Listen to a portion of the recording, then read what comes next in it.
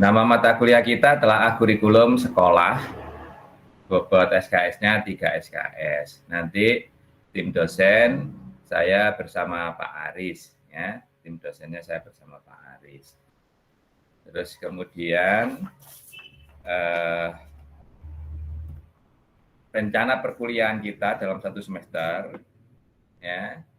Nanti pertemuan pertama hari ini hari pertemuan pertama akan Pak Elo sampaikan RPS dan kontrak belajar, serta Pak Elo akan menyinggung sedikit tentang kurikulum dan KOSP. KOSP itu singkatan dari kurikulum operasional di satuan pendidikan, atau kurikulum operasional satuan pendidikan.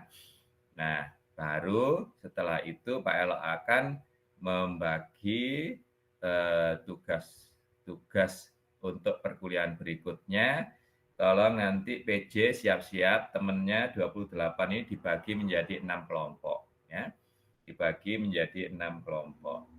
Pembagian kelompok sepenuhnya saya berikan kewenangannya kepada Anindya dan Aini sebagai PJ mata kuliah telaah kurikulum sekolah.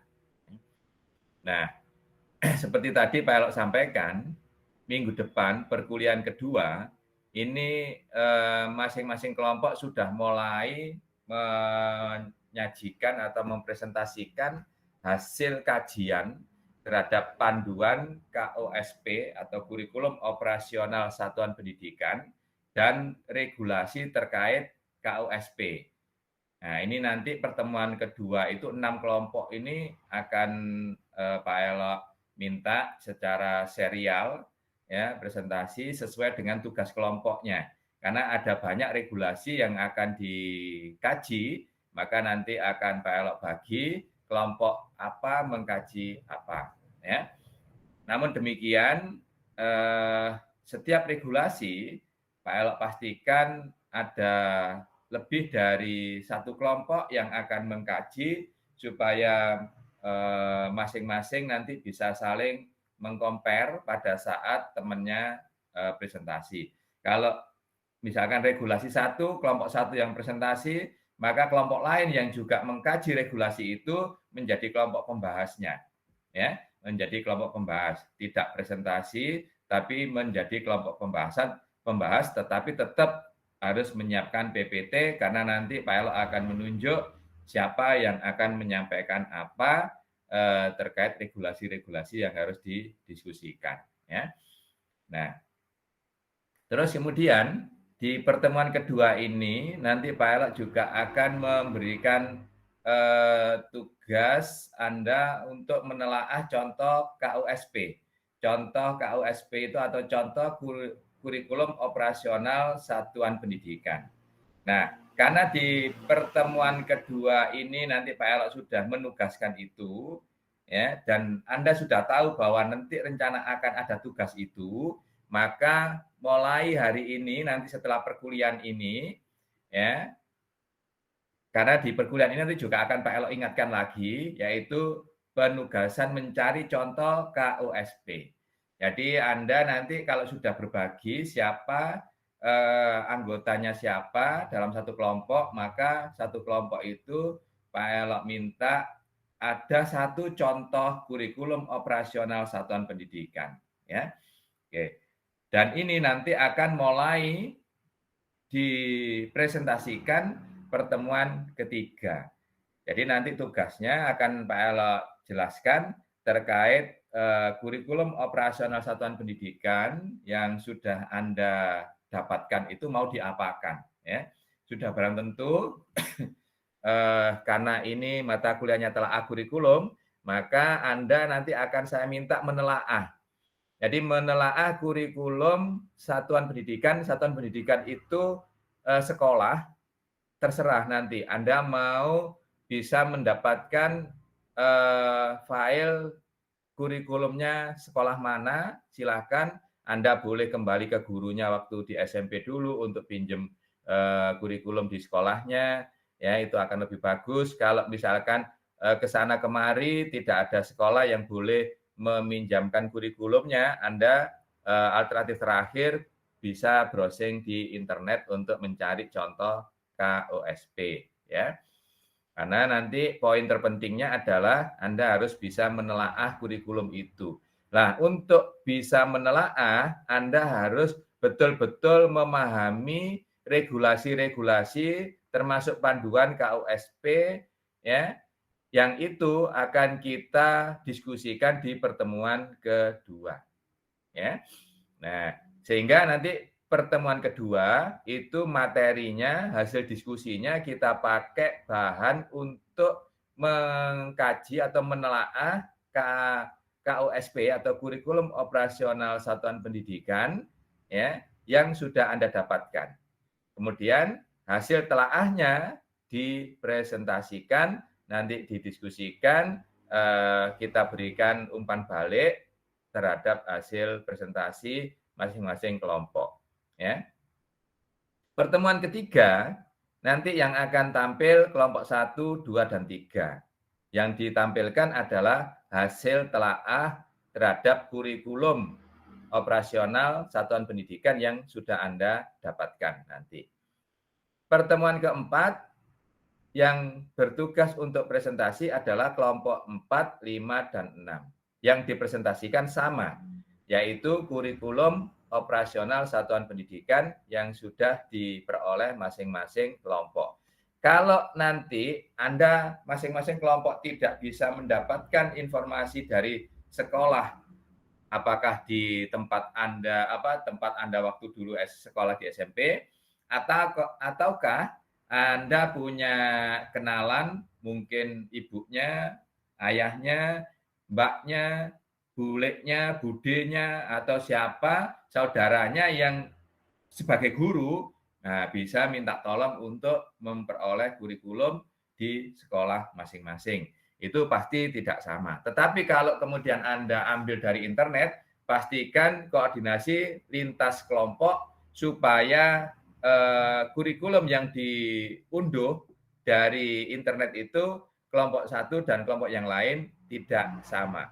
Jadi kalau sudah ada yang dapat dari internet, segera diinfokan ke grup, ini kurikulum ini satuan pendidikan di sini sudah saya pakai untuk saya telaah. Sehingga kelompok lain ketika mendapatkan dari internet harus segera mencari yang lain. Oleh karena itu, kalau Anda tidak bisa mendapatkan dari sekolah Anda masing-masing, maka pastikan Anda dulu mana yang dulu unduh dari internet itu yang kemudian publish, disampaikan ke teman-temannya bahwa kurikulum SMP X itu sudah saya pakai. Sehingga teman yang lain itu harus cari alternatif sekolah lain.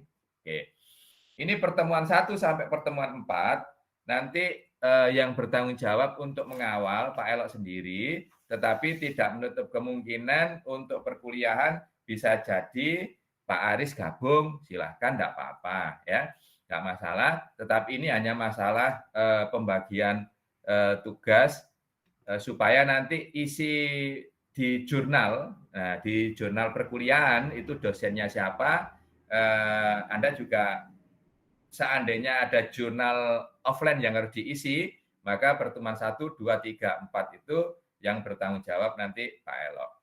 Kemudian pertemuan di 5, 6, 7 sampai 8 ini yang bertanggung jawab nanti Pak Aris ya.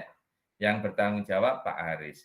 Meskipun yang bertanggung jawab Pak Aris, nanti kalau Pak Elok bisa bergabung, ya Pak Elok akan ikut bergabung ya. Di perkuliahan pertemuan kelima ini apa yang akan didiskusikan ya. Nah, kalau kita lihat di pertemuan-pertemuan sebelum pertemuan 5 ini nanti, termasuk nanti di pertemuan 1, Pak Elok akan memberikan pengantar tentang kurikulum, apa itu kurikulum, dan kemudian lebih fokus kepada kurikulum merdeka. Ya. Kalau kita menggunakan istilah KOSP, itu berarti orientasinya yang dipakai adalah kurikulum merdeka yang saat ini sudah mulai diterapkan di berbagai satuan pendidikan atau di berbagai sekolah, meskipun secara keseluruhan untuk jenjang secara utuh ada yang baru di kelas 7, ada yang sudah di kelas 7 dan 8, bahkan kalau sekolah penggerak mulai awal sekarang sudah memasuki kelas 7, 8, 9 sudah menerapkan kurikulum merdeka semua ya. Nah, karena kita sudah langsung fokus ke kurikulum merdeka, maka di pertemuan kelima nanti dengan akan didampingi Pak Aris, Anda akan diajak untuk melakukan analisis capaian pembelajaran atau CP. Ya. Nah, kalau di kurikulum 2013 kita tidak mengenal CP, kita mengenal KI/KD, kompetensi inti, kompetensi dasar. Tapi karena kita nanti memagari pada kurikulum merdeka, ya, karena kurikulum 2013 ini nanti toh pada saat Anda sudah selesai mau terjun ke sekolah, ya, kurikulum 2013 sudah tidak digunakan lagi. Karena rencananya tahun 2024 secara nasional kurikulum merdeka akan diterapkan. Dengan demikian Pak Elok sudah tidak memasukkan kurikulum 2013 di dalam materi untuk telaah kurikulum sekolah ini. Pak Elok fokus ke kurikulum merdeka. Nah, karena kurikulum merdeka, maka nanti Anda akan diajak Pak Aris untuk menganalisis capaian pembelajaran atau CP, dan analisis CP ini nanti produk akhirnya berupa ATP. ATP itu alur tujuan pembelajaran.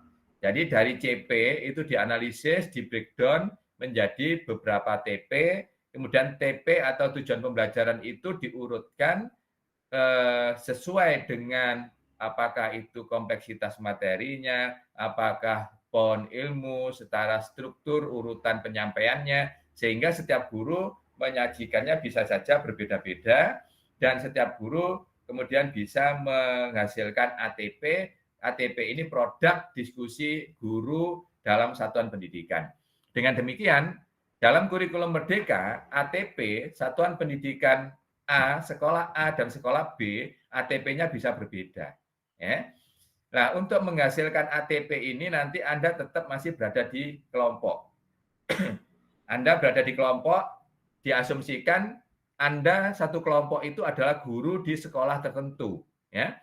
Ya, sekolah X, sekolah Y, atau sekolah A, sekolah B, Anda berlima atau berempat itu adalah guru IPA di sekolah tersebut. Maka Anda menganalisis CP mata pelajaran IPA. Ya.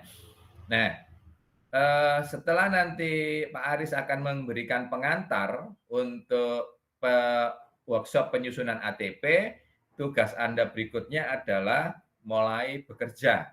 Jadi workshop aktivitasnya adalah kerja. Nah, untuk bekerja ini kami sudah menyiapkan lembar kerja, yaitu LK01 dan LK02.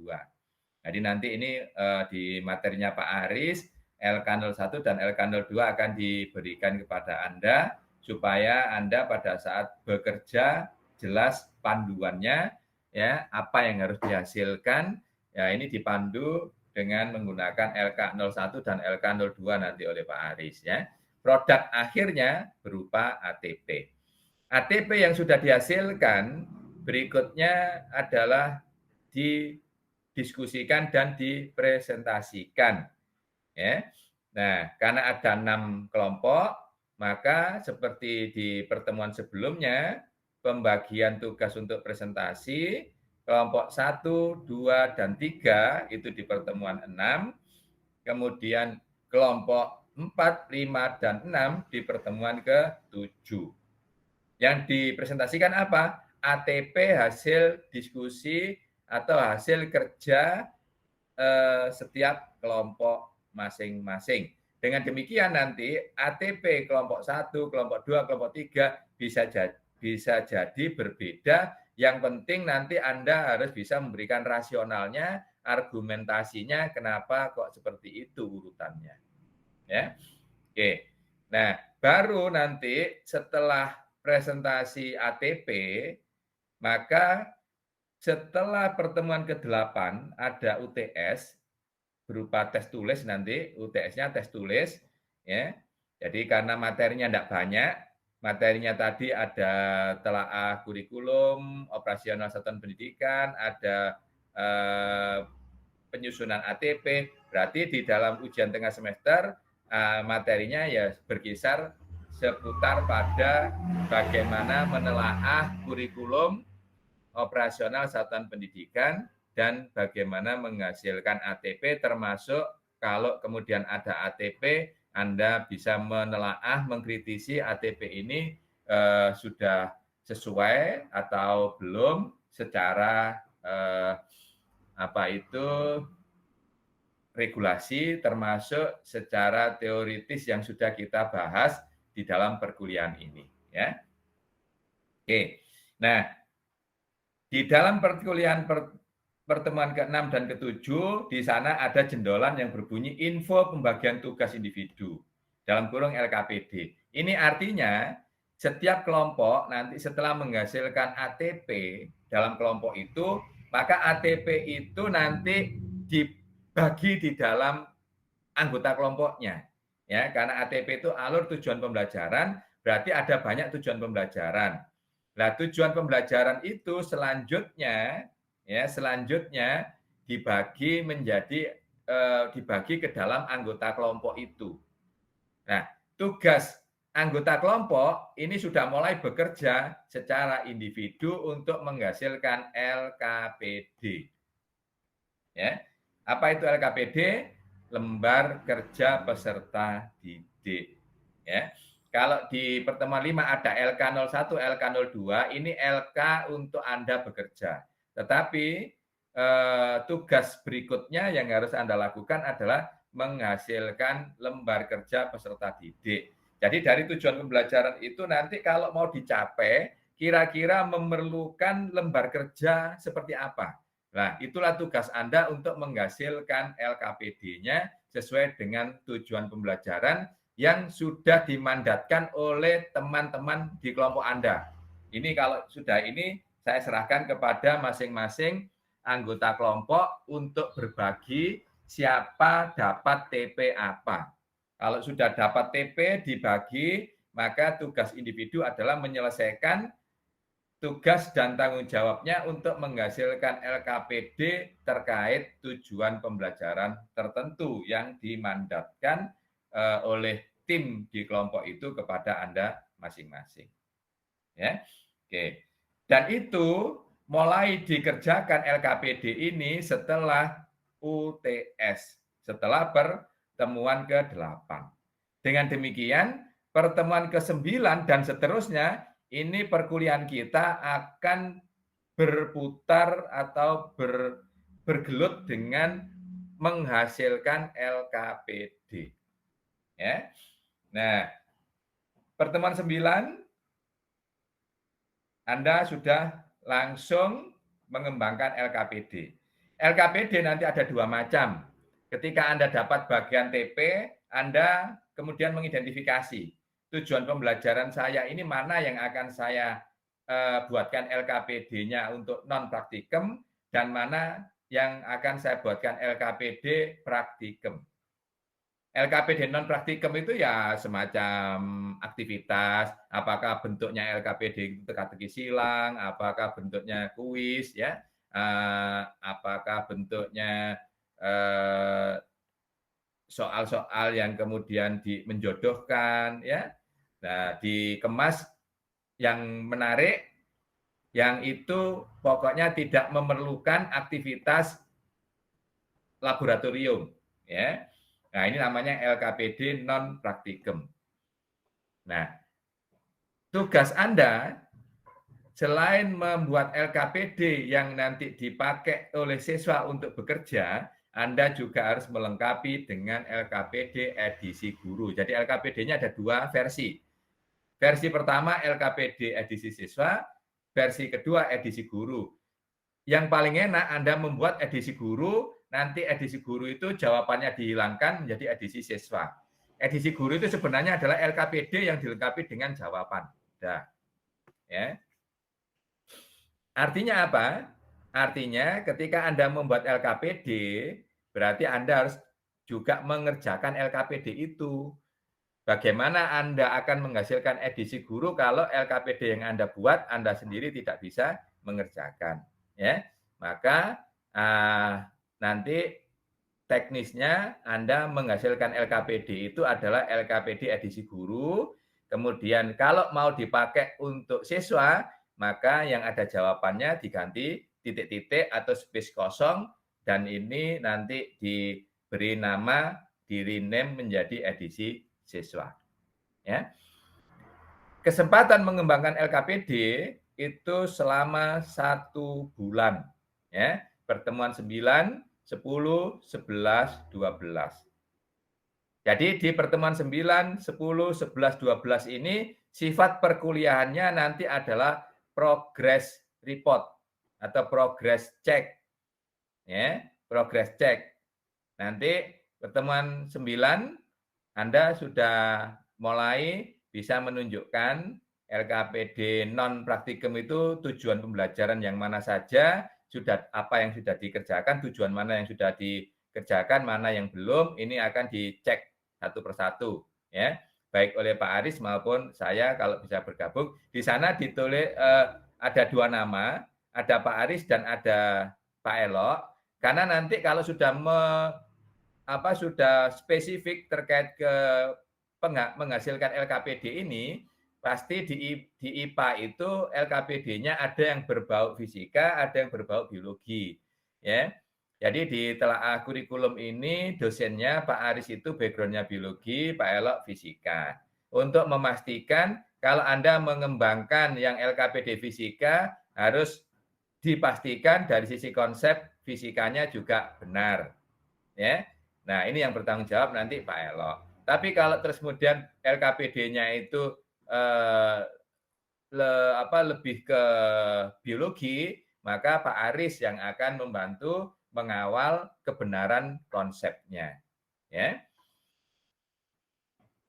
Untuk menghasilkan non praktikum 2 minggu, pertemuan 9 dan 10. Pertemuan 11 12 ini Anda sudah mulai fokus ke LKPD yang sifatnya harus dikerjakan dengan melakukan praktikum. Ya, berarti kalau praktikum berarti ada alat bahan ya, tapi kalau non praktikum tidak ada alat bahan ya. Jadi non praktikum itu sering disebut dengan paper and pens. Jadi pokoknya nggawe ballpoint, kertas bisa ya. Tapi kalau LKPD praktikum ini harus hands on activity. Jadi harus ada aktivitas kegiatan aktivitas di mana kita melakukan pemanipulasian objek, menggunakan alat, memakai bahan-bahan tertentu, ya ini adalah LKPD praktikum. Ya.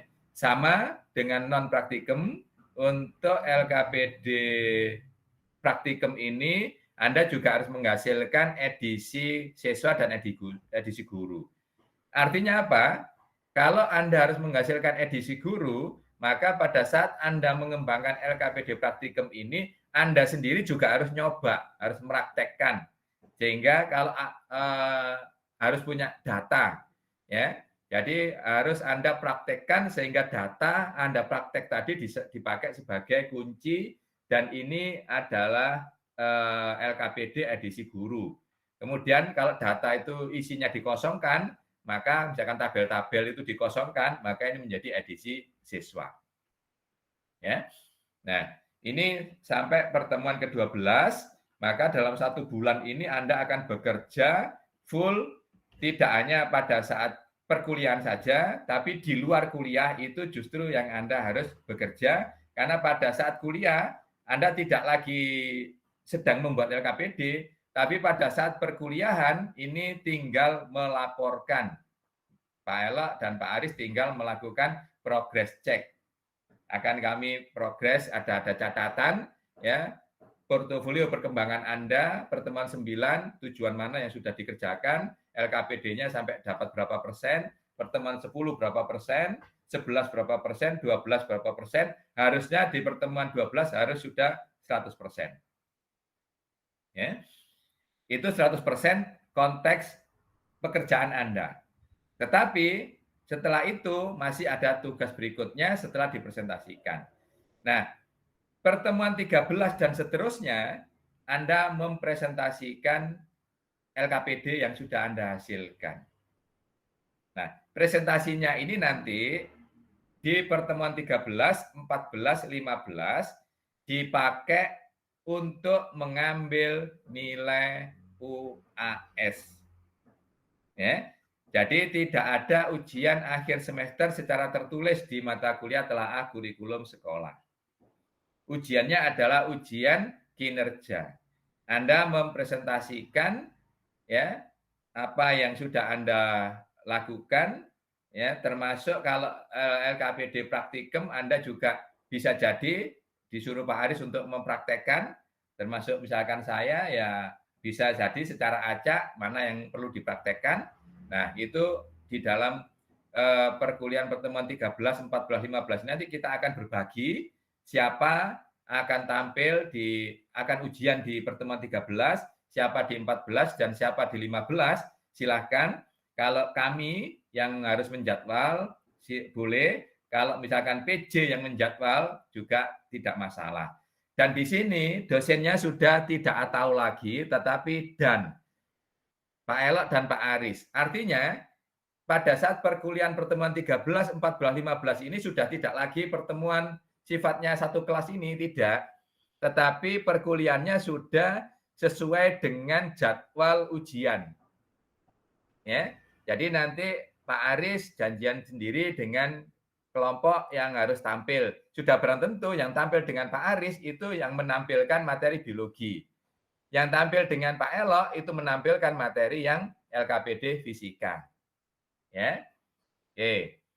Dan ini nanti waktunya fleksibel. Fleksibel bergantung janjian dengan Pak Aris, janjian dengan Pak Elok, tidak harus pada saat jam kuliah. Ya. Kalau misalkan harus pada saat jam kuliah ya enggak apa-apa, nanti kita gunakan link pakai link sendiri, ya. Pakai link sendiri. Dan yang tidak sedang ujian tidak harus gabung. Kalau mau pengen gabung menjadi supporter ya boleh. Ya. Tapi yang wajib presentasi itu yang sedang ujian. Karena konteksnya pertemuan 13, 14, 15 ini konteksnya kami mengambil nilai UAS untuk presentasinya. Tetapi itu belum selesai. Karena di pertemuan ke-16 pada saat jadwal UAS yang ditentukan oleh jurusan, tugas Anda berikutnya adalah mengumpulkan LKPD versi sebelum presentasi dan hasil revisi setelah presentasi. Ya. Jadi di pertemuan 13, 14, 15 ini Anda mempresentasikan LKPD ujian akhir semester, tetapi tidak menutup kemungkinan kalau LKPD itu masih perlu ada revisi, segera direvisi, pertemuan 16 dikumpulkan hasil revisian tersebut. Ya. Tampilan Anda, kinerja pada saat Anda presentasi, dan produk LKPD Anda yang sudah direvisi pada perkuliahan di pertemuan ke-16 ini nanti akan kita akumulasikan menjadi nilai UAS. Ya, itu kira-kira secara garis besar perkuliahan kita selama 1 semester. Sebelum masuk ke kontrak belajar. Setelah RPS kita kontrak belajar. Ya. Yang pertama, untuk nilai akhir, saya kira Anda tidak asing. Nilai akhir itu, ini suaranya siapa yang masuk, yang bocor ini? Nilai akhir itu akumulasi dari partisipasi, UTS, tugas, dan UAS. Ini normatif karena di UNESA akan menerapkan ini. Partisipasi 20%, UTS 20%, tugas 30%, UAS 30%. Ya. Kemudian untuk partisipasi, yang perlu Anda ketahui, partisipasi itu komponennya paling sederhana adalah kehadiran. Kalau Anda hadir lengkap, wis gak lapo-lapo, kuliah meneng ae pokoke teko, ya gak tahu ngomong, gak tahu takon, gak tahu jawab, gak lapo-lapo, gak terlibat aktif, Pak Elo sampai Pak Aris ini sudah sangat berbaik hati, dikasih nilai dasar 75. Itu pokoknya kehadiran 100% ya. Tidak pernah tidak masuk. Jadi langsung nilai dasarnya 75. Nah, tapi 75 ini akan bisa meningkat. Bisa jadi 76, 78, 79, bahkan bisa sampai ke 100. Ya. Apa yang membuat 75 itu nanti didongkrak naik? Yang pertama, kedisiplinan. Kedisiplinan itu berarti naik kuliah jam 1, ya sadurunge jam 1 utawa Pak Elok jam 1 13.00 tet ngabsen iku wis kudu ning ruangan ini. Ya, itu berarti kedisiplin. Kalau toh ada yang sudah join sebelumnya itu Pak Elok tadi saya melihat ada 2 mahasiswa tadi. Pak Elok join tadi itu saya lihat sudah ada Pak Aris, kemudian ada 2 mahasiswa. Siapa Pak Aris 2 tadi yang bergabung sebelum saya tampil tadi Pak Aris? Nggak ngecek tadi Pak Elok. Ada 2 tadi. Saya lihat ada 2. Karena saya masuk tadi ada 3, Pak Aris kemudian ada 2 lagi siapa tadi? Siapa tadi yang sudah bergabung bersama Pak Aris tadi? Saya ngerasa. Saya sama Jana, Pak. Nah, ada 2 saya itu siapa? Saya itu kamu. Faradina, Pak. Oh, Faradina. Nah, kayak Faradina ini ya. Nah, nanti Faradina ini dosennya durung mlebu wis nunggoki meet ngono iku wis sudah partisipasi sudah tambah sudah. Nah, berarti sudah dapat poin ya.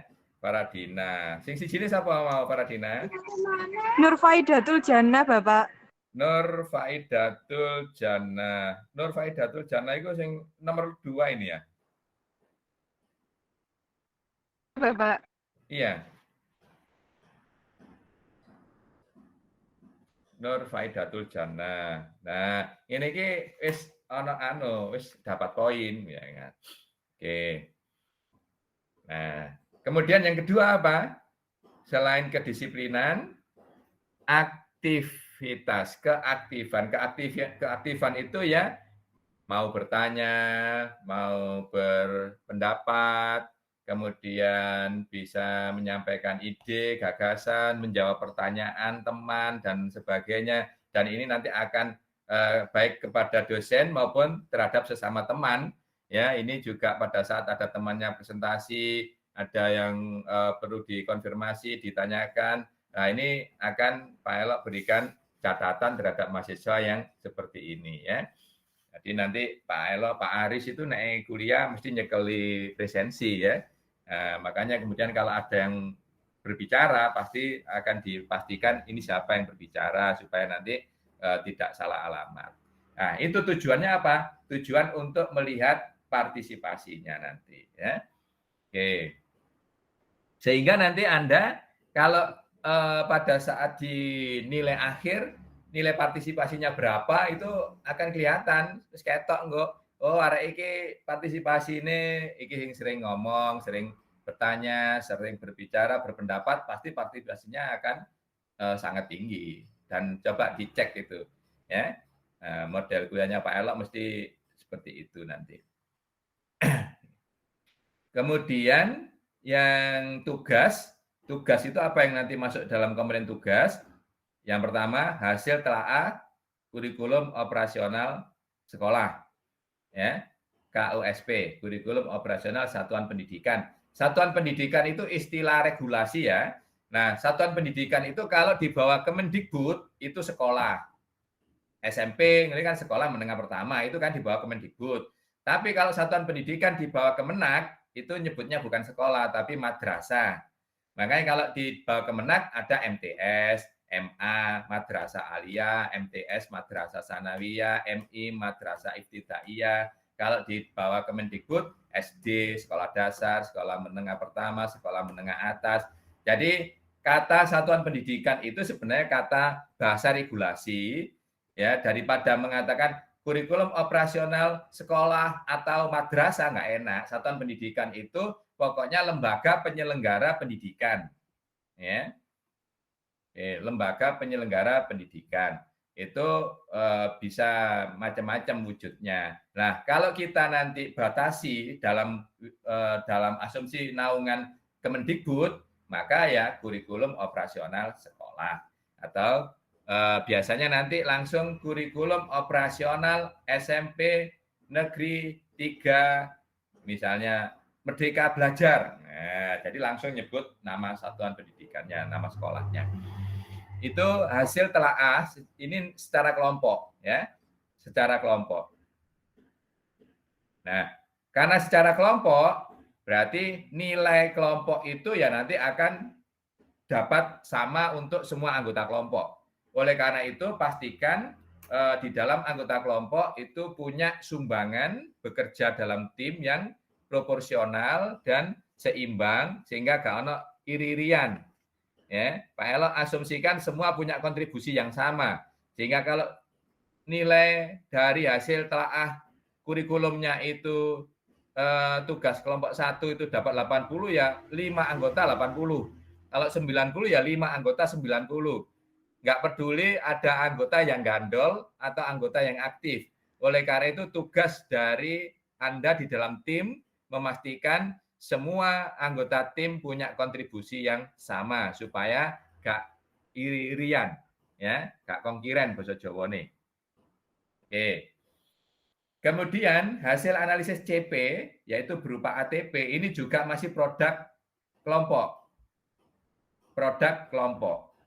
Nah, yang membedakan nilai tugas Anda nanti itu ada hasil pengembangan LKPD. Hasil pengembangan LKPD ini adalah produk individu. Ini yang nanti kemudian nilai tugas Anda, loh Pak saya ini loh kelompok 1, tapi teman saya kelompok 1 juga kok dengan saya nilainya nggak sama Pak tugasnya. Ya karena ada nilai pengembangan LKPD yang itu produk individu.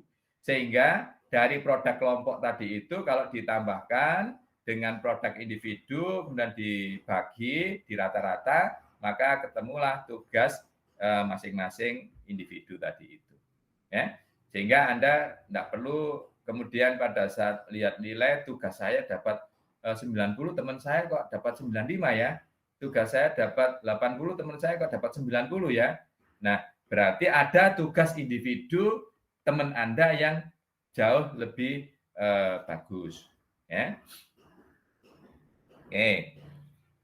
Kemudian kalau UTS jelas UTS nanti ada nilai tes. Kalau UTS berarti individu ya. UTS individu, UAS juga individu karena presentasi ya per individu karena yang dipresentasikan adalah LKPD produk individu ya. Tidak presentasinya bareng-bareng. Tapi kalau presentasi pada saat perkuliahan itu masuk nanti di dalam komponen partisipasi ya, komponen partisipasi. Tetapi untuk PPT Anda nanti bisa juga dibuat nambah kalau nilai UTS-nya kurang baik atau kurang bagus. Kan partisipasi dengan UTS kan bobotnya sama-sama 20% ya. Jadi PPT Anda nanti bisa PPT yang dipresentasikan di tugas kelompok itu bisa dipakai untuk membantu dongkrak nilai UTS tulis kalau kemungkinan itu jelek. Ya, karena mahasiswa itu biasanya diberikan penugasan, jadi kalau diambil dari tugas karena itu dikerjakan dengan waktu yang lebih lama itu hasilnya lebih bagus. Tapi kemudian tes itu hasilnya kecenderungannya enggak spiro apik ya. Timbangannya enggak Pak Elok enggak enak soal mana ngetes mana ya langsung nanti nilai itu bisa dibantu dengan nilai dari PPT yang Anda hasilkan secara berkelompok ya, itu bisa nanti digabung ke nilai UTS. Kemudian untuk keterlambatan. Nah, keterlambatan tolong diperhatikan Pak Elok, Pak Aris hanya memberikan toleransi maksimal 15 menit kalau Anda belum bergabung maka Anda sudah dianggap tidak hadir. Ya. Lebih dari 15 menit gabung, tetap boleh ngikuti kuliah, tetapi Anda tidak diperhitungkan sebagai kehadiran untuk dapat nilai partisipasi. Tapi kalau kemudian Anda merasa, saya tetap harus ngikuti kuliah supaya saya tahu progres perkembangan perkuliahan ini sampai di mana, silahkan. Tidak dilarang ya, tidak dilarang, nggak apa-apa. Ya, oke. Terus kemudian tidak hadir maksimal 3 kali. Ini yang tidak hadir yang tanpa pemberitahuan ya. Karena kalau ada izin-izin tadi itu kan nanti kalau di Siakadu kita klik izin atau sakit kita klik sakit, itu tidak masuk di dalam 3 pertemuan ini. Tapi kalau kemudian statusnya A ya, tanpa pemberitahuan ya, statusnya nanti misalkan Pak Aris ngisi jurnal, misalkan siapa mahasiswa X kemudian tidak hadir tanpa pemberitahuan, maka yang diklik adalah A ya, alfa, maka dianggap absen. Dan ini kalau lebih dari 3, nilai Anda langsung di Siakadu itu akan dieksekusi oleh sistem, tidak bisa keluar, langsung di blok merah, nilai keluar E. Ya, jadi sudah kita nggak bisa nginput nilai. Jadi dosen tidak bisa nginput nilai kalau mahasiswa itu ketidakhadirannya A-nya itu lebih dari 3. Makanya kemudian Anda boleh tidak hadir tanpa alasan itu maksimal 3 pertemuan. Kalau terus kemudian Anda tidak hadir 3 kali pertemuan, maka nilai partisipasi akan diberi minimal, yaitu diberi paling minimal. Artinya nilai partisipasinya akan langsung dipasang nilai 60. Tapi kalau sudah lebih dari 3 kali, nggak usah pakai nilai partisipasi, secara otomatis nilai Anda akan keluar E nanti, karena semua komponen nilai nggak bisa diinput. Ya. Oke, ini ya. Nah, izin tidak masuk, seperti teman-teman Anda tadi, sudah ada yang izin, boleh. Ya. Dan tadi Pak Aris juga sudah nyampaikan, ada surat izin 10 mahasiswa. Nah, ini kalau izin, tolong dicatat, harus dilakukan sebelum perkuliahan dimulai dengan data pendukung. Data pendukung itu seperti tadi, hari ini siapa yang izin, pasti ada surat izin dari Prodi, ada Prodi yang memberikan izin. Kalau itu nanti di Siakadu ditulis dicentang izin, itu tidak masuk kategori yang tidak hadir. Ya. Jadi tidak masuk dalam perhitungan yang 3 pertemuan tadi itu. Termasuk kalau sakit. Ya. Dengan catatan ada bukti pendukung, ada data pendukung. Kalau sakit ya berarti surat dokter, kalau izin yang semacam ini tadi berarti ada surat izin dari lembaga atau instansi terkait. Nah, izin boleh lewat PJ, kalau Anda sungkan WA Pak Aris, sungkan WA Pak Elo, boleh dilewatkan PJ, sehingga PJ yang akan meneruskan ke Pak Aris atau Pak Elo, bergantung siapa yang pada saat itu bertugas bertanggung jawab untuk perkuliahan. Seperti tadi kan sudah Pak Elo kapling-kapling ya, pertemuan 1 sampai 4, kalau izin nanti bisa japri ke Pak Elo. Pertemuan 5 sampai 8, japrinya ke Pak Aris. Jadi di sana tadi sudah Pak Elo berikan siapa dosen yang bertanggung jawab, sehingga nanti Anda ketika izin itu izinnya ditujukan kepada siapa, termasuk PJ. Kalau mau janjian, iki kok kuliahnya kayak apa iki? Kuliahnya Arab nang ngene Busem apa nang ndi, terserah, itu janjian sesuai dengan yang tadi Pak Elo itu sudah berikan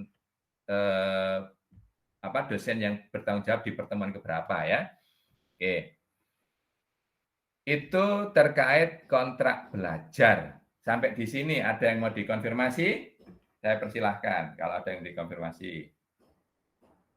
Ya. Nama mata kuliahnya telaah kurikulum sekolah File awali dengan Undang-Undang Nomor 20 Tahun 2003 tentang Sistem Pendidikan Nasional.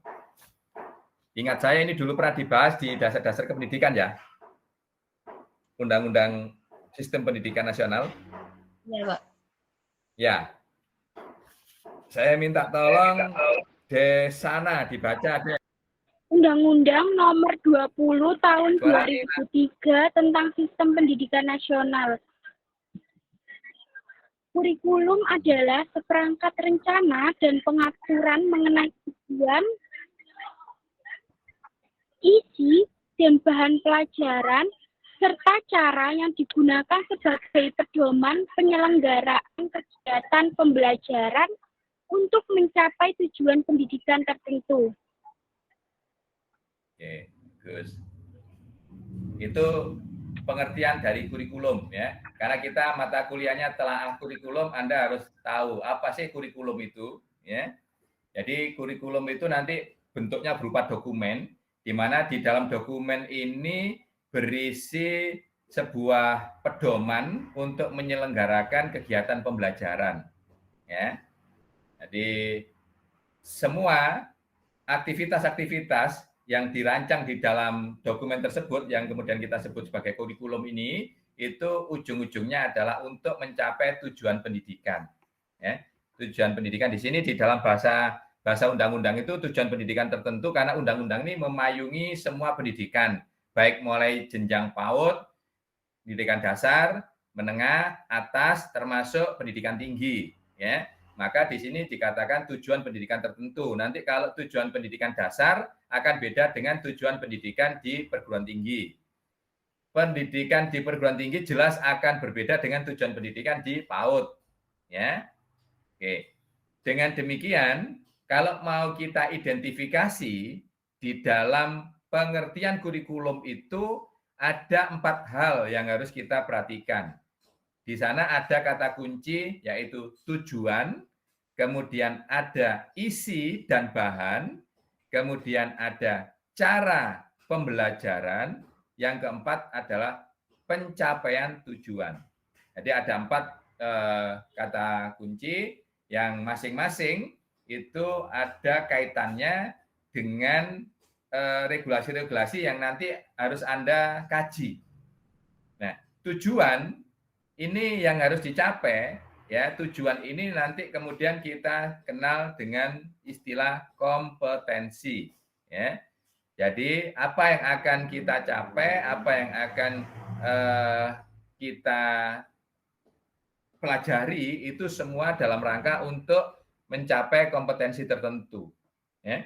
Nah, kompetensi ini baik kompetensi dalam hal sikap ya, attitude, kemudian kompetensi baik dalam hal pengetahuan, kemudian yang ketiga kompetensi dalam hal keterampilan, itu semua akan diuji ya. Semua akan dikembangkan ya. Nah, kemudian isi dan bahan itu yang mewarnai. Artinya untuk mencapai kompetensi itu perlu kendaraan atau perlu konteks yang dalam hal ini materinya apa. Materi yang akan kita pelajari itu apa saja di dalam pendidikan tertentu tadi. Jadi kalau materi di SD ya akan beda dengan di SMP, akan beda dengan di SMA, akan beda dengan di perguruan tinggi. Ya ini akan berbeda. Perguruan tinggi punya kurikulum, SMP punya kurikulum, SMA punya kurikulum, sekolah seperti prodi Anda, prodi IPA itu juga punya kurikulum, ya. Nah, termasuk sekarang yang kita pelajari ini adalah materi kuliah, mata kuliah telaah kurikulum sekolah ini juga bagian dari materi yang harus Anda kuasai supaya nanti Anda punya kemampuan ketika menjadi guru sudah punya bekal gambaran terkait tentang kurikulum satuan pendidikan itu seperti apa sehingga tidak tolak-toleh ketika nanti sudah di sekolah ya. Kemudian bagaimana kita menguasai kompetensi? Ada caranya dalam pembelajaran, ada caranya yang itu kemudian diilustrasikan atau diwakili dengan sebuah proses pembelajaran. Nah, sekarang ini kita sedang menjalani proses. Jadi perkuliahan, pertemuan demi pertemuan ini adalah proses pembelajaran, proses perkuliahan yang semua proses ini diarahkan untuk supaya Anda punya kompetensi. Nah, kompetensi dalam hal apa? Kompetensi dalam hal kurikulum sekolah, baik itu nanti merancangnya, mengembangkannya, termasuk mengimplementasikannya. Nah, itu harus Anda kuasai. Dan di dalam perkuliahan ini ada proses pembelajaran yang harus kemudian Anda lewati. Ya. Jadi tahap demi tahap harus dilewati proses ini supaya nanti ujung-ujungnya Anda memiliki kompetensi. Nah, di sekolah, di SMP pun nanti juga seperti itu. Ya, nanti Anda akan saya minta untuk mencari kurikulum operasional satuan pendidikannya itu SMP ya. Jadi yang dianalisis itu kurikulumnya SMP. Sehingga Anda karena meskipun nanti Anda tidak harus jadi guru SMP, tetapi prodi pendidikan IPA itu intinya atau induknya itu adalah menghasilkan guru IPA. Nah, guru IPA terutama di jenjang SMP. Perkara nanti kemudian Anda lulus gak ngajar neng SMP, anak sini PAUD, anak sini SD, anak sini SMA, SMK, ya silahkan, tidak ada masalah. Bahkan ada yang di perguruan tinggi, ya tidak ada masalah. Tetapi dalam konteks perkuliahan ini, sesuai dengan kurikulumnya di prodi IPA itu adalah mencetak guru calon guru IPA profesional, misalkan gitu ya. Maka ini ya bahan diskusi kita itu ya kita arahkan kepada kurikulum SMP, guru IPA SMP. Perkara nanti beda, Anda sudah punya basic, bisa diadaptasi untuk jenjang yang lain. Kemudian, bagaimana kita mengetahui bahwa kompetensi itu sudah tercapai atau belum? Maka di sana dilakukan proses penilaian. Ada penilaian. Ya. Nah, 4 kata kunci, baik kompetensi, materi, proses, dan penilaian ini oleh pemerintah sudah dibuatkan regulasinya. Ya. Sudah dibuatkan standarisasinya. Harus semua mengacu kepada standar yang sudah ditentukan oleh pemerintah. Berbicara tentang kompetensinya apa yang harus dikuasai oleh peserta didik, ya, maka di sana ada regulasi tentang SKL, standar kompetensi lulusan. Berbicara tentang materi apa yang harus dipelajari oleh peserta didik, di sana ada standarnya yang disebut dengan standar isi. Kemudian berbicara tentang bagaimana proses pembelajarannya, ya. Cara membelajarkannya ada standar proses. Kemudian bagaimana cara menilainya untuk mengetahui bahwa kompetensi itu sudah tercapai atau tidak, maka ada standar penilaian. Nah, tugas Anda minggu depan itu mempresentasikan 4 standar ini. Standar kompetensi lulusan, standar isi, standar proses, dan standar penilaian. Undang-Undang Republik Indonesia Nomor 20 Tahun 2003 tentang Sistem Pendidikan Nasional. Pasal 3. Pendidikan nasional berfungsi mengembangkan kemampuan dan membentuk watak serta peradaban bangsa yang bermartabat dalam rangka mencerdaskan kehidupan bangsa, bertujuan untuk berkembangnya potensi peserta didik agar menjadi manusia yang beriman dan bertakwa kepada Tuhan Yang Maha Esa, berakhlak mulia, sehat, berilmu, cakap, kreatif, mandiri, dan menjadi warga negara yang demokratis serta bertanggung jawab. Oke, bagus. Di sana ada kata kunci yang beri warna merah. Ya. Jadi tujuan dari pendidikan. Tadi kan kurikulum. Kurikulum itu kan pedoman untuk menyelenggarakan kegiatan pembelajaran. Nah, kurikulum dipakai untuk apa sih? Pembelajaran ini untuk apa? Untuk mencapai tujuan pendidikan. Nah, ternyata kalau kita kejar lagi di dalam undang-undang, tujuan pendidikan itu tidak lain adalah untuk berkembangnya potensi peserta didik. Jadi artinya apa? Tujuan pendidikan kita itu mengembangkan potensi peserta didik.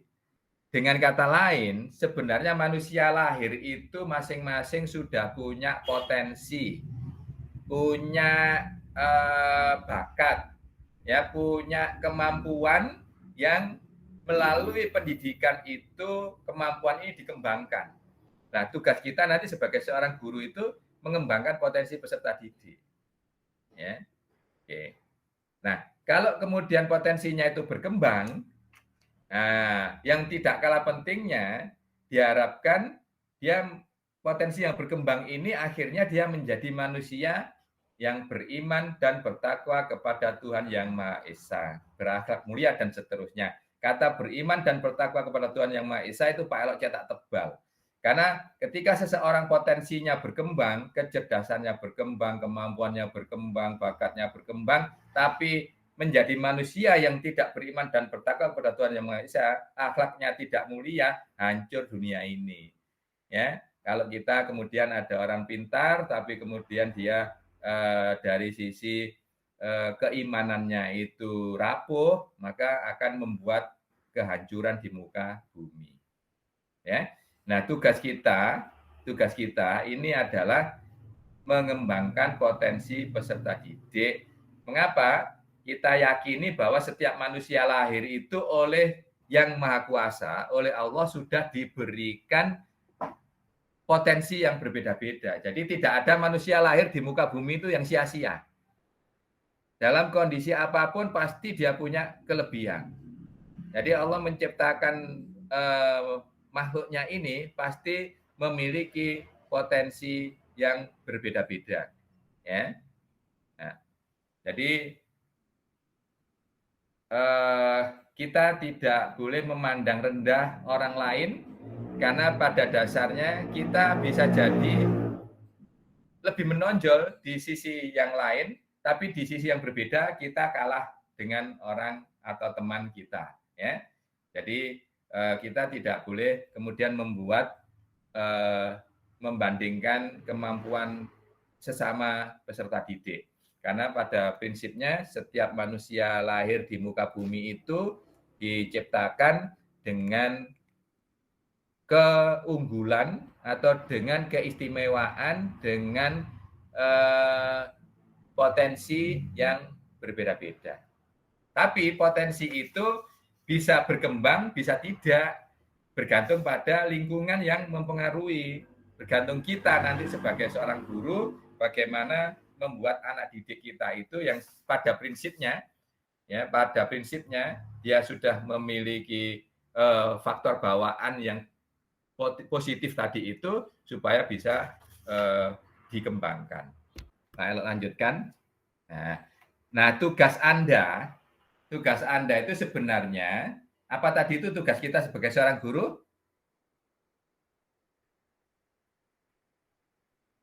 Mengembangkan potensi peserta didik. Mengembangkan potensi peserta didik. Potensi itu apa sih potensi itu? Kalau saya ilustrasikan, ini Pak Elo ambil ilustrasi tentang pertumbuhan dan perkembangan tanaman jagung. Bahwa kalau ada biji jagung itu ditanam akan berkecambah, tumbuh tunas, berdaun, ya, kemudian jadi tanaman yang mulai agak dewasa, sampai kemudian dia mencapai dewasa, keluar bunganya sampai dia menghasilkan buah. Buahnya nanti dipanen, ini dimanfaatkan oleh orang, nanti bijinya ditanam lagi. Ini kodrat. Jadi setiap individu di alam semesta itu sebenarnya punya peluang untuk mulai dari biji, tumbuh, berbuah, dipanen, dan seterusnya. Sama seperti manusia juga seperti itu. Hanya sekarang yang jadi masalah, apakah semua tanaman jagung, biji jagung itu ketika ditanam akan sampai berbuah? Nah, inilah tugasnya pendidikan. Ini tugasnya petani yang merawat jagung. Ya. Kalau kemudian jagung setelah bijinya ditanam, kok kemudian diinjak-injak, tidak disiram, ya nggak cukul, dibiarkan kering, tidak akan tumbuh. Oke. Nah, coba kita bandingkan ini. tanaman jagung yang atas ini terawat dengan baik sama petaninya, dirawat. Iki petani iki ibaratnya gurune gitu. Ya kalau di sekolah itu jagung ini peserta didik, kalau dirawat, dipupuk oleh gurunya. Nah, ini oleh petaninya, ini akan menjadi tanaman yang subur seperti ini. Tapi coba kalau kurang terawat seperti ini, ya tanahnya dibiarkan tanah berlumpur becek, nggak pernah dirawat, ya. Nah, akhirnya bisa jadi jagung ini kan sampai kering mati ya, tidak ada yang sampai kemudian menghasilkan buah, belum sampai bisa dimanfaatkan, ya. Nah, tugas guru itu nanti adalah merawat anak-anak itu supaya potensi yang berkembang tadi itu sampai pada akhirnya dia menjadi manusia yang bermanfaat itu kalau ibarat jagung sampai berbuah ini tadi. Berikutnya, nah untuk mengembangkan potensi peserta didik ini, pemerintah sekarang menggunakan kurikulum yang disebut dengan kurikulum merdeka. Ya, kurikulum merdeka. Saya minta tolong dibaca apa itu kurikulum merdeka. Ada 1, 2, 3, 4, satu persatu saja supaya bagian rata. Erinda yang pertama. Silakan Erinda. Baik Bapak, kurikulum merdeka adalah kurikulum dengan pembelajaran intrakurikuler yang beragam sesuai dengan kemampuan awal peserta didik sehingga dapat mengembangkan potensi peserta didik. Oke, baik, bagus, cukup. Jadi kurikulum merdeka itu, jadi kalau Anda mendengar kurikulum merdeka, apa sih kurikulum merdeka itu? Nah, kurikulum itu kan dokumen tadi. Jadi dokumen yang isinya pedoman yang mengatur penyelenggaraan pendidikan. Ya. Nah, yang dilabeli dengan kurikulum merdeka itu sebenarnya isi di dalam dokumen itu nanti ya ada struktur kurikulumnya di mana ada pembelajaran intrakurikuler. Di pembelajaran intrakurikulernya itu disiapkan pembelajaran yang beragam. Pembelajaran yang beragam ini sesuai dengan kemampuan awal peserta didik. Jadi kalau peserta didik dengan kemampuan level 1 akan beda dengan yang tengah, akan beda dengan yang tinggi, tidak disamakan. Ya. Sehingga nanti masing-masing ini bisa berkembang potensinya ya sesuai dengan tingkat perkembangannya. Macam mana? Kurikulum merdeka adalah definisi yang kedua. Kurikulum merdeka adalah kurikulum yang berfokus pada materi esensial sehingga guru memiliki waktu yang lebih leluasa untuk mengembangkan kompetensi mendasar peserta didik, terutama kompetensi literasi dan numerasi. Baik. Jadi di kurikulum merdeka ini juga ada yang membedakan dengan kurikulum sebelumnya, yaitu dari sisi materinya. Jadi isi materinya kalau di kurikulum merdeka itu tidak sebanyak dengan kurikulum-kurikulum sebelumnya. Mengapa kok tidak terlalu dibebani dengan muatan materi? Iya, supaya guru itu tidak kejar tayang. Kalau terlalu banyak materi yang harus dikuasai, yang harus diberikan guru kepada peserta didik, gurunya itu akhirnya kejar tayang. Kejar tayang, pokoknya apa materi hari ini disampaikan, besok kemudian apalagi, besok apalagi, dia tidak bisa punya kemampuan untuk ngecek pemahaman atau perkembangan peserta didik. Tidak bisa mengembangkan kompetensi peserta didiknya. Karena apa? Karena dia dikejar oleh target bahwa materi harus terselesaikan. Ya. Nah, dengan materi yang tidak terlalu banyak ini, gurunya menjadi lebih leluasa, punya banyak waktu untuk bisa mengembangkan kompetensi peserta didik, terutama kompetensi literasi dan numerasi. Yang dicetak tebal oleh Pak Elo itu, nanti itu akan tertuang di dalam standar kompetensi lulusan. Nanti pada saat mengkaji SKL, pasti Anda akan nemukan. Sebenarnya siswa itu akan ditarget apa sih kemampuannya? Itu kompetensi literasi dan numerasi itu salah satu di antaranya. Ya. Oke. Berikutnya yang ketiga, Rizka.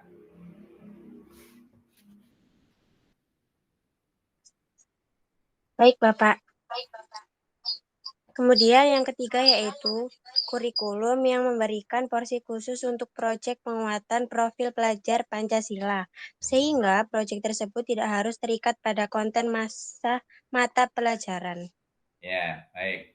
Kurikulum Merdeka ini juga berbeda dengan kurikulum sebelumnya. Yang membedakan apa? Di kurikulum Merdeka ini ada porsi khusus. Nah, yang dimaksud dengan porsi khusus itu ada jam alokasi waktu khusus untuk proyek penguatan profil pelajar Pancasila. Kalau di sekolah mereka nyebutnya P5. Jadi kalau Anda dengar P5 itu apa sih? Proyek penguatan profil pelajar Pancasila. Jadi profil pelajar Pancasila ini dikuatkan melalui sebuah kegiatan yang disebut kegiatannya berupa proyek. Nah, di kurikulum Merdeka ini ada jam khusus sehingga setiap sekolah itu ada, selain ada pembelajaran intra itu mata pelajaran itu loh ya. Ada pelajaran matematika, kemudian IPA, bahasa Indonesia, IPS misalkan gitu ya. Seni dan seterusnya, agama itu namanya intra. Di luar mata pelajaran yang dijadwalkan di jam pelajaran yang diikuti siswa di dalam kelas, itu ada jam khusus yaitu untuk alokasi waktu P5 ini. Nah, ini di kurikulum sebelumnya tidak ada. Ya, tidak ada. Dan di kurikulum Merdeka, proyek ini tidak terikat oleh konten mata pelajaran sehingga dia fokus untuk mengembangkan profil pelajar Pancasila, tidak terkait dengan materi mata pelajaran tertentu. Ya. Oke. Untuk berikutnya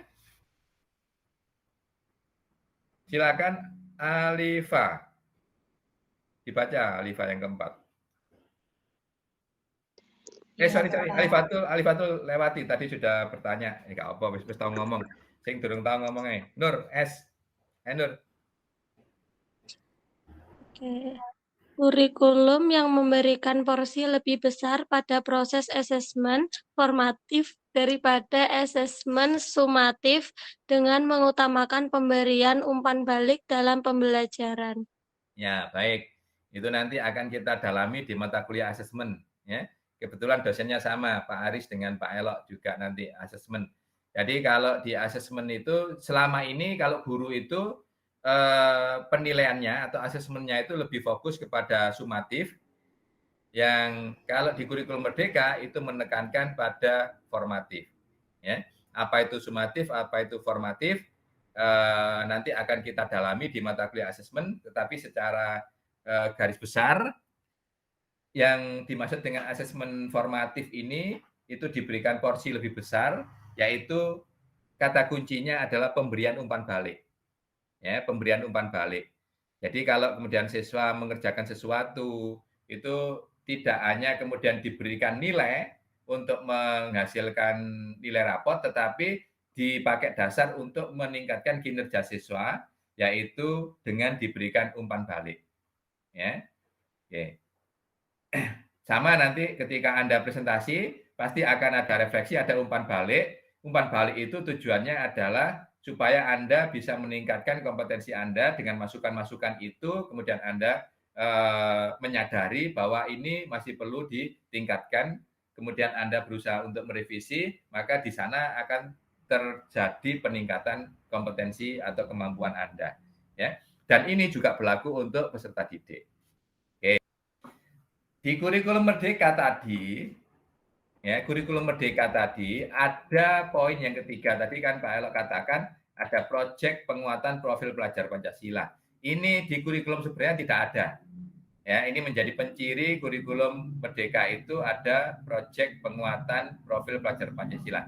Mengapa sih kok kemudian di kurikulum Merdeka ini ada penguatan profil pelajar Pancasila dengan proyek ini? Karena ini mandat dari Permendikbud nomor 22 tahun 2020 tentang rencana strategis Kemendikbud tahun 2020 sampai 2024. Ada visi pendidikan Indonesia. Nah, visi pendidikan Indonesia tolong dibaca Firza. Baik, visi pendidikan Indonesia adalah mewujudkan Indonesia berdaulat, mandiri, dan maju yang berkepribadian melalui terciptanya pelajar Pancasila yang bernalar kritis, kreatif, mandiri, beriman, bertakwa kepada Tuhan Yang Maha Esa, dan berakhlak mulia, bergotong royong, dan berkebinekaan global. Ya, jadi yang dibaca oleh Firsa, inilah yang disebut dengan profil pelajar Pancasila. Berarti kalau begitu, profil pelajar Pancasila ini ada berapa dimensi ini? Yang pertama, bernalar Kritis, bernalar kritis. Kemudian yang kedua, Kemudian kreatif. kreatif. Yang ketiga, Kemudian mandiri. mandiri, Beriman. Beriman, bertakwa kepada Tuhan Yang Maha Esa jadi satu dan berakhlak mulia. Itu jadi satu kesatuan biasanya kan. Beriman, bertakwa kepada Tuhan Yang Maha Esa dan berakhlak mulia. Dan yang kelima, bergotong royong. Yang keenam, berkebinekaan global. Nah, jadi tolong diingat, profil pelajar Pancasila itu ada 6 ini ya. Nah, sekarang kita ke apa itu kurikulum operasional di Satuan Pendidikan atau KOSP. Tadi sudah Pak El singgung berkali-kali, tapi ini pengertian dari KOSP itu minta tolong dibacakan. Sing durung sapa iki? Firsa, Erita Ijen, Iva Ijen, Najwa Fadilah. Fadilah. Iya, Pak. Kurikulum edukasional di Satuan Pendidikan. Pedoman yang digunakan oleh Satuan Pendidikan dalam penyelenggaraan pembelajaran, mulai dari rencana proses belajar sampai evaluasi hasil belajar, yang dikembangkan sesuai dengan konteks dan kebutuhan peserta didik dan satuan pendidikan. Baik. Jadi ini pengertian dari kurikulum operasional di Satuan Pendidikan. Ya. Apa itu KOSP? KOSP adalah pedoman yang digunakan oleh Satuan Pendidikan dalam penyelenggaraan pembelajaran mulai dari rencana proses belajar sampai evaluasi hasil belajar. Tapi kalau hanya ini sifatnya generik, ya seperti yang tadi ditanyakan oleh si Najwan tadi ya. Najwan terkait tentang pemerintah itu sudah membuat kurikulum, yang kita mau cari yang kurikulum yang mana. Nah, setiap satuan pendidikan itu menerjemahkan yang sifatnya generik tadi itu menjadi lebih operasional. Dengan cara apa? Dia harus menyesuaikan dengan konteks dan kebutuhan peserta didik mereka, termasuk satuan pendidikan masing-masing. Dengan demikian nanti di setiap satuan pendidikan itu pasti akan memiliki konteks dan kebutuhan peserta didik yang berbeda-beda. Ini yang kemudian diberi label dengan nama kurikulum operasional sekolah tadi. Ya. Peta konten dalam memahami pengimplementasian kurikulum Merdeka. Langkah pertama, memahami garis besar kurikulum Merdeka, regulasi yang berlaku. Yang kedua, memahami pembelajaran dan asesmen. Yang ketiga, memahami pengembangan KOSP dalam kurikulum Merdeka. Yang keempat, memahami pengembangan proyek penguatan profil pelajar Pancasila. Baik. Langkah pertama memahami garis besar kurikulum Merdeka dalam kurung regulasi yang berlaku. Maka besok pertemuan kedua saya ajak untuk memahami regulasi yang berlaku terkait kurikulum Merdeka. Yang itu akan mendasari dipakai untuk pengembangan KOSP, termasuk untuk bahan Anda menelaah KOSP. Ya. Nah, nanti sebelum melakukan nelaah pada saat pertemuan ketiga menelaah itu, di pertemuan kedua akan Pak Elok berikan tambahan panduan pembelajaran dan asesmen. Ya.